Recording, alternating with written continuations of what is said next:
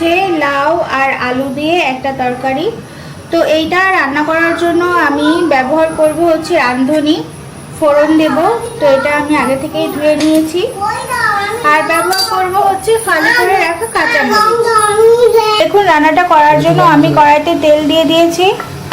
তো তেলটা খুব ভালোভাবে গরম হয়ে গেছে। তো এই পর্যায়ে হচ্ছে আমি ফোড়নের জন্য যে রাঁধুনিটা আমি ধুয়ে রেখেছিলাম সেটা আমি দিয়ে দেব।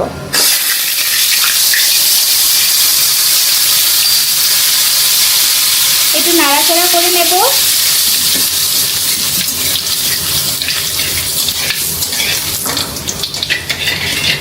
তো এই পর্যায়ে হচ্ছে আমি আগে থেকে ধুয়ে রাখা যে লাউ আর আলুটা ছিল সেটা আমি এখন দিয়ে দেব।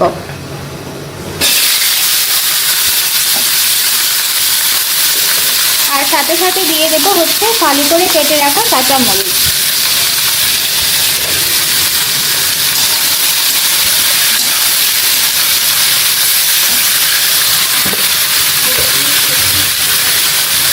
এর সাথে দিয়ে দেব হচ্ছে হলুদ আর লবণ। এখন ভালোভাবে একটু নেড়ে চেড়ে নেব।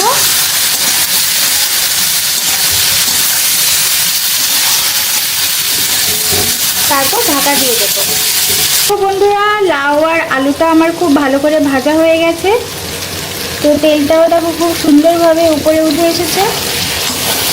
তো এই পর্যায়ে হচ্ছে আমি দেব সামান্য একটু চিনি। চিনিটা আমি ঠিক এতটুকুই দেব, হাফ চা চামচের মতো, এর থেকে বেশি আর দেব না। একটু নাড়াচাড়া করে নিলাম। আর তার পরপরই দিয়ে দেব ঝোলের জন্য একটু জল। খুব বেশি পরিমাণে ঝোল ব্যবহার করব না, তরকারিটা একটু গা মাখা হবে। তো এতটুকুই আমি ব্যবহার করব, এর থেকে বেশি না।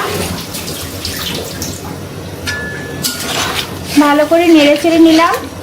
তো এরপর যখন বলক উঠে আসবে, একটু গা মাখা হয়ে যাবে, তারপর হচ্ছে আমি ঝোলটা নামিয়ে নেব।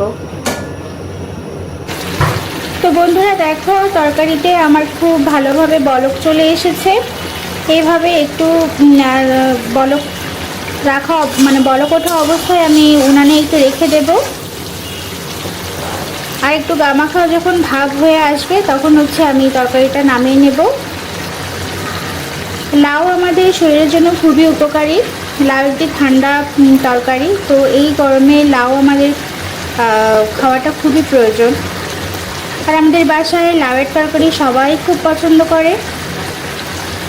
তো সেই জন্যই আমি আজকে এই রান্নাটা করলাম, তোমাদের সাথে শেয়ার করলাম। তো আমি তো লাউয়ের তরকারি এভাবে রান্না করি। আর যখন বড়ির সিজন হয় তখন এর মধ্যে কিছুটা বড়ি ভেজে দিলেও খুব ভালো লাগে খেতে। যেহেতু আমার কাছে এখন বড়িটা নেই জন্য আমি ব্যবহার করতে পারলাম না। পরবর্তীতে যখন বড়ি আমার কাছে থাকবে তখন আমি এভাবে একবার রান্না করে দেখাবো। তো তোমরাও বাসায় এভাবে রান্না করো। আর খেয়ে অবশ্যই আমাকে কমেন্টে জানিও যে কেমন হয়েছে। তোমরা অবশ্যই আমাকে একটু সাপোর্ট করো। তোমাদের সাপোর্ট ছাড়া আসলে আমি কোনো কিছুই করতে পারবো না। তোমাদের ভালোবাসা, সাপোর্ট, এই দুটোই আমার শক্তি। তোমরা সবাই অনেক ভালো থেকো। আজ এতটুকুই।